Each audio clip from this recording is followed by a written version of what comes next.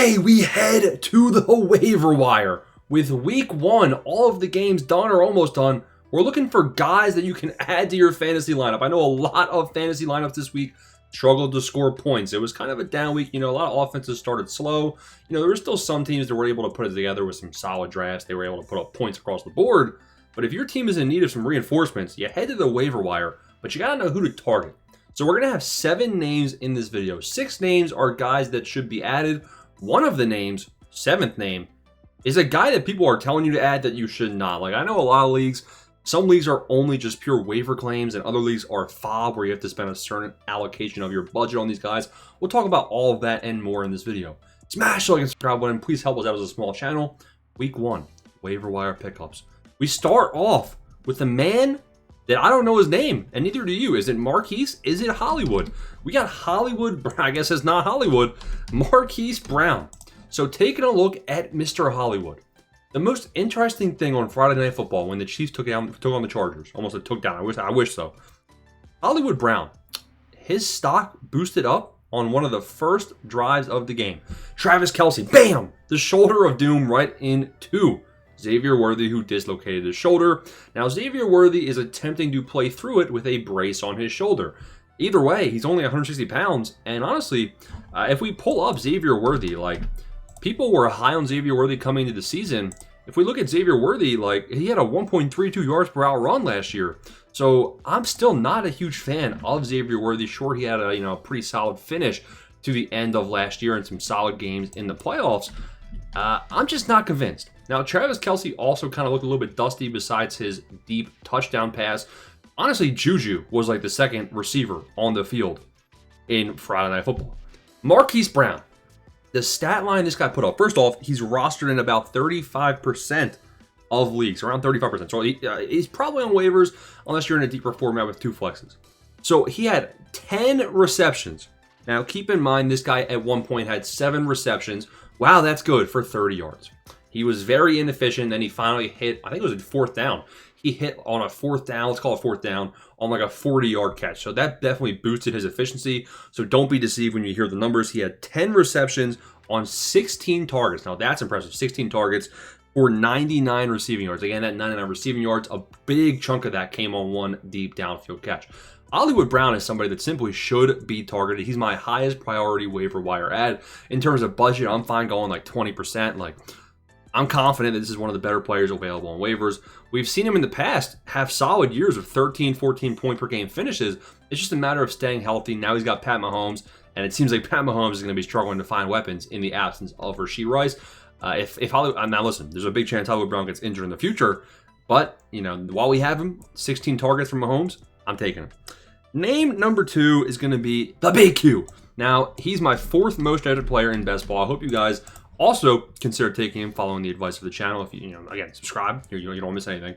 Quentin Johnston, in his 2nd year, he doubled his points per game from 5.5 in his rookie year to 11.65, but he still had drop issues. Well, he comes out, again, Friday Night Football.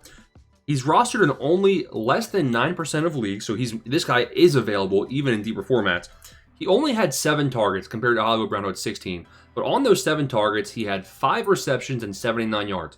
Pretty solid day. Oh, and did I mention that 2 of those 5 receptions were for tutties? So again, this is where you have he's probably going to get overhyped because his stat line honestly wasn't better than Hollywood Brown. But he had the 2 touchdowns, which dramatically boosted his fantasy points. So people are going to see that, oh, he dropped 25 plus points in this week, in week 1, and they're going to overreact. They're probably going to overpay. Quentin Johnston should still be a high priority add. It seems like he's kind of tied with the wide receiver 2 spot with Keenan Allen. Now, this Quentin Johnston performance definitely hurt the short-term ranking of Trey Harris and of Keandre Lambert-Smith, because it seems like the Big Q is going to have a pretty solid role in this offense as long as he doesn't drop it away, with the drop issues he has. But the Big Q should still be added. Harold Fannin Jr. I bet you didn't think a lot. The community was. I've been on him. I've been on him specifically for dynasty formats. I have him in dynasties, redraft leagues. I didn't think Harold Fannin really stood a chance. Now, let's not overreact here. But David Njoku, the Browns starting tight end, had 6 targets and 3 receptions for 35 yards. Pretty bad. Harold Fannin Jr. had 9 targets, more than Njoku. He had 7 receptions, more receptions. He had 63 receiving yards. That's better. He looked good. He looked really, really solid. He also had 1 rush for 3 yards. I'm guessing that was probably like a backwards pass type thing. I don't know what it was, but technically you can basically say he had 8 catches at that point if it was that. So Harold Fannin Jr. was heavily involved in this offense. Now, if you think Joe Flacco will get benched, get hurt, blah, blah, blah, which, listen, realistically, the Browns won that game. The Browns kicker lost in that game, but the Browns actually played good enough to win. With Joe Flacco in there, Harold Fannin Jr. just might be relevant.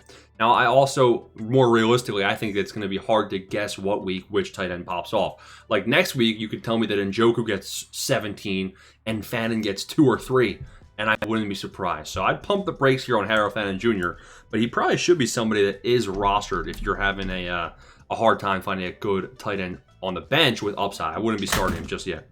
Next name number 4, is going to be Trey Benson. Trey Benson had a lot of people believing in him coming into the season, and listen, he actually he did pretty good. Like, so James Conner had 12 rushes for 39 yards, pretty dusty. He also had 4 receptions for 5 yards. It's trash. Now, one of them was a touchdown. It was like a 2-yard catch. I get it. So James Conner gets the touchdown. Everyone's excited about him. He saved his day. Benson was better. He had 8 rushes for 69 yards, so the efficiency was way better for Benson. And he also had 1 catch for 6 yards. So on his 1 catch, he got more yards than James Conner got on all 4 of his. So Trey Benson is now an elite handcuff back with upside because he's now kind of splitting it with James Conner, it looks like. He actually played better than James Conner in terms of the efficiency. Now, in terms of the usage, James Conner still seemed like he was more of the favorite lead back. So it's more like I would say it's like a 60-40 type split, 70-30 type split in favor of James Conner. But if that were to change when you have an injury-prone James Conner, Benson definitely has upside. He's only rostered, he's rostered in 49% of the league, so he is rostered a bit more than these other guys, but still a name to consider. Dylan Sampson. Now, Quinshon Judkins news. Quinshon Judkins is meeting with the NFL this week to see if he can come back. It seems like he can come back as soon as week 2. Now, that's obviously going to make this a bit of a sticky situation. You're going to have a bit more of a committee. But Sampson was the guy that took the bulk of the carries. He had 12 carries for 29 yards. Not really good. What he did provide was in the pass game. He had 8 targets. He caught all 8 of them. Some of them were very difficult to catch as well, for 64 receiving yards. So that was a PPR upside type day. But even if Judkins comes back, maybe he gets eased in again. Judkins hasn't practiced once. Dylan Sampson has a connection with Flacco. Flacco can trust him now in terms of the passing game. So I think Sampson's going to have a role even if Judkins comes back. So I would roster Dylan Sampson. Cedric Tillman. Again, we're going to the Browns. Now, again, Dylan Sampson rostered in about 43% of leagues. Tillman is only rostered in about 35% of leagues. Looking at his career averages, there's nothing good, nothing really crazy. But if we look at what he did in 2024, he did have a 3-game stretch where he had 18, he had 27, he had 19. So he had a solid 3-game stretch. He got injured. You can see a lot of zeros there on the board with the concussion problems. With Joe Flacco, he came out, he had 8 targets, he had 5 receptions for 52 yards. 5 for 52 is not bad. Like it's like disappointing type flex production. Right? It's like 10. It's like, it is what it is. He also had the touchdown, which is also interesting here. So 8 targets from Joe Flacco, not bad. He is the wide receiver 2 in this offense. He should be rostered. We got Jawan Johnson coming in right here as name number 6. Now, Jawan Johnson and Spencer Rattler. This is similar to who? This is similar to, I guess, Harold Fannin Jr., because Fannin Jr.'s role can dramatically change depending on the quarterback. Jawan Johnson's role can change depending on the quarterback as well. Like, how long do they stick out with Spencer Rattler? But look at what he's done with Spencer Rattler. Like, if we look at the last 2 weeks last year, I don't even know if Spencer Rattler was playing, but Jawan Johnson had 13 points and 14 points, and that was without a touchdown. So look at the targets. 10 targets and 7 targets. He comes out in week 1 this year. Jawan Johnson has 11 targets, 8 receptions for 76 yards. You might remember Jawan Johnson dropping the game-winning touchdown. Game-tying touchdown. They were down by 8, so let's be real here. They weren't getting it. So Jawan Johnson also dropped a 20-yard touchdown pass. I say dropped. It was a tough catch, but let's say he caught that. He would have had 9 receptions for 100 yards and a touchdown. That's league-winning stats from the tight end position. He might kind of be benefiting similar to Alvin Kamara, where the Saints are so bad that they're just going to spam the pass, and he's maybe going to be the main beneficiary of that. Seems like he has a decent connection with Spencer Rattler. So Jawan Johnson, interesting guy to consider to roster. Now, if we look at his career, like this is now what, year 6? So Do we expect this to randomly change? Maybe not. He did just sign a pretty hefty deal. Now, Kayshon Boutte is the guy that everyone's telling you to roster. Kayshon Boutte has 6 receptions on 8 targets for 103 yards. Not bad. He's a year 3 player. You know, he saw his role really expand last year. Last year, have we got any big-time games from him? If we look at it last year, like, yeah, not too shabby. He had a 95-yard game. He finished the year off last year with a 21-point game, 7 points, and 25 points. Look at the targets, though. It's really around 5, 6, 7 targets. And really, the guys that I want to target over receiver, I want these guys to have 8+ targets. I want that to be in the realm of outcomes. He's never gotten that. So I feel like this is somebody to pump the brakes on. Everyone else is going to be out there spending FAAB on Kayshon Boutte. I don't believe in him. I am not a believer in Kayshon Boutte whatsoever. I mean, he did have a pretty solid finish to last season if you look at week 16 and week 18.